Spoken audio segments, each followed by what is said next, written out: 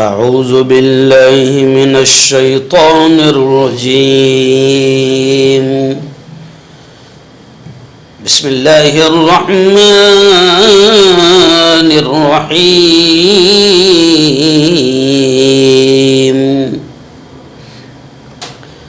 بہت ہی قابل صد احترام نوجوان دوستوں، بزرگوں اور ساتھیوں، پیغام رمضان کے اس پاکیزہ سلسلے میں بڑے اہم مسائل پر ہماری گفتگو شروع ہے۔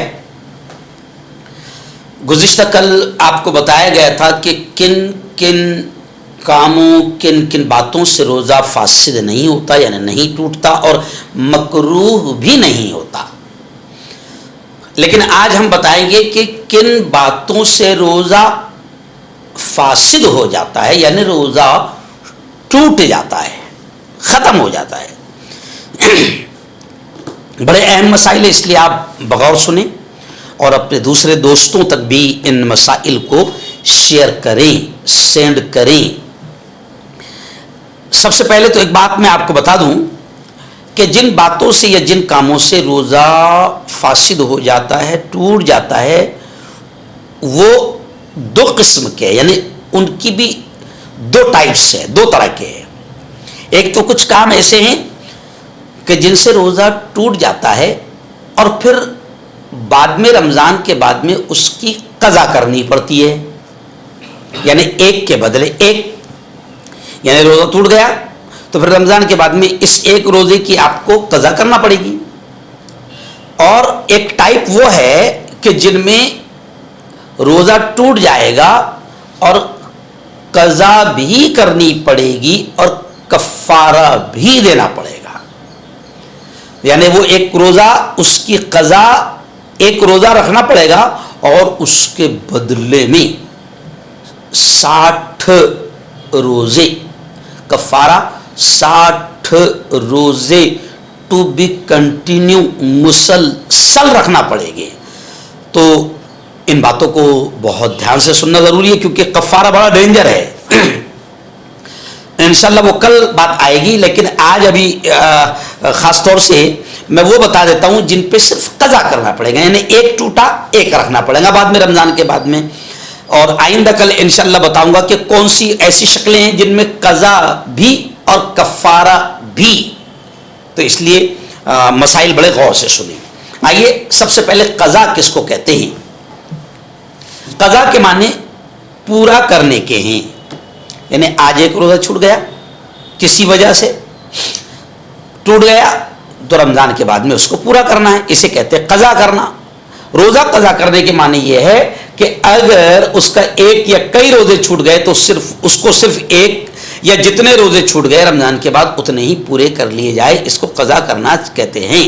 اب کون کون سی صورتوں میں صرف قضا کرنا پڑتی ہے، یعنی ایک چھوٹا ایک رکھنا ہے، دو چھوٹا دو رکھنا ہے، کون کون سی صورتیں ہیں؟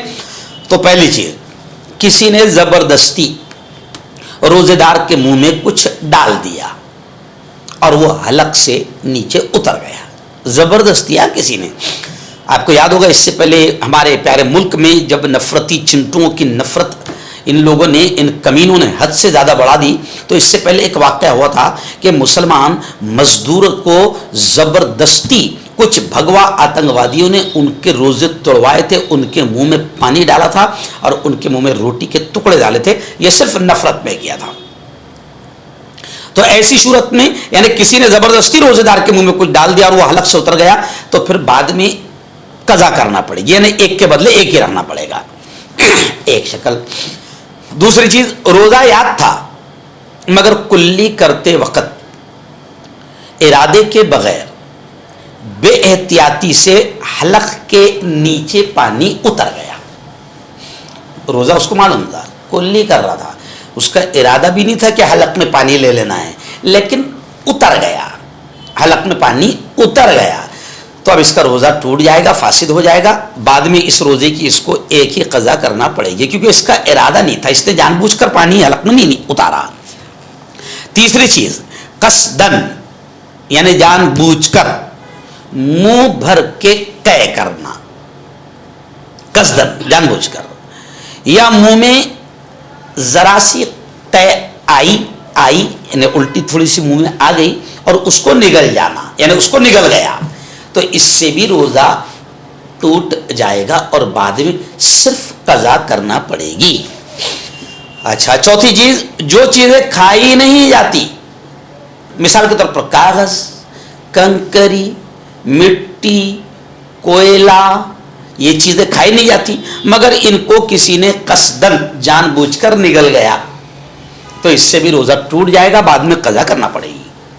पांचवी चीज, दांतों में रोटी का टुकड़ा या गोश्त का रेशा रह गया सहरी करते वक्त और सुबह जब उसने खिलाल किया और वो हलक से नीचे चला गया, तो ये टुकड़ा अगर चने से छोटा है तो रोजा नहीं टूटेगा, लेकिन अगर वो रोटी का टुकड़ा या गोश्त का रेशा बड़ा था, जिसको अपन बोल देंगे बोटी या डल्ली, और वो अलग से नीचे उतर गया, तो ये टुकड़ा अगर चने से बड़ा है या चने के बराबर है तो फिर रोजा टूट जाएगा, बाद में इसको कज़ा करना पड़ेगी। और ये हुक्म उस सूरत में है जब मुंह के अंदर ही से निकल जाए, लेकिन रोटी का टुकड़ा या गोश्त का बड़ा टुकड़ा था, फंसा था, ऐसा निकाला, निकालने के बाद फिर ऐसा बाहर लाया, फिर अंदर डाला, तो फिर तो डबल, जी हाँ, यानी कफारा भी होगा। अच्छा, अब देखिए अगला मसला, कान में तेल डालना। जी हाँ, ये भी जाता है। नाक से कोई चीज सुड़क लेना,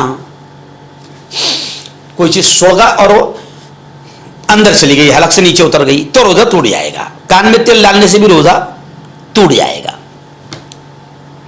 ऐसे ही दांत से निकले हुए खून को, कभी कभी कुछ लोगों के दांतों से खून निकलता है, तो उस खून को अगर वो खून थूक से ज्यादा है ना, ऐसे ज्यादा है और वो निकल गया तो उससे भी रोजा टूट जाएगा, बाद में कज़ा करना पड़ेगी। अच्छा, 9वीं चीज, भूले से कुछ खा पी गया, उसके बाद ये सोचकर के अब तो रोजा टूट गया, फिर दोबारा खा लिया तो रोजा टूट जाएगा और बाद में कज़ा करना पड़ेगी।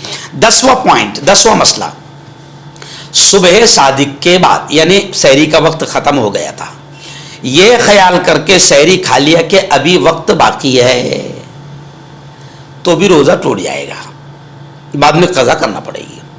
11वां मसाला, गुरूब आफ्ताब से पहले यानी सूरज गुरूब नहीं हुआ था उससे पहले यह सोचकर रोजा इफ्तार कर लिया कि सूरज डूब चुका है और बाद में पता चला कि नहीं, सूरज तो नहीं डूबा था, तो ऐसे हालत में भी बाद में रोजा कज़ा करना पड़ेगा। 12वां अहम मसला, रमजान शरीफ के रोजों के अलावा किसी नफिल या वाजिब रोजे को कसदन तोड़ दिया तो ऐसी सूरत में भी बाद में रोजे की कज़ा करना पड़ती है। 13वां अहम मसला कि दोपहर के बाद रोजे की नियत करना, यानी रोजा तो रखा मगर जोहर के बाद में कर रहा है नियत, तो इससे भी रोजा नहीं होगा, बाद में कज़ा करना पड़ेगी। इन तमाम सूरतों में रोजा टूट जाएगा और इसके बदले में रोजा रखना पड़ेगा। ये है वो मसले जिनमें रोजा टूट जाता है और एक के बदले एक, दो के बदले दो रखना पड़ते हैं। आइंदा कल बताएंगे कि अगर कोई ऐसा काम करा तो उससे रोजा कज़ा भी करना पड़ता है और कफ़ारा यानी एक के बदले 60 रखना पड़ता है। वो बहुत डेंजर शक्ल है, उसको कल आप जरूर सुनिएगा।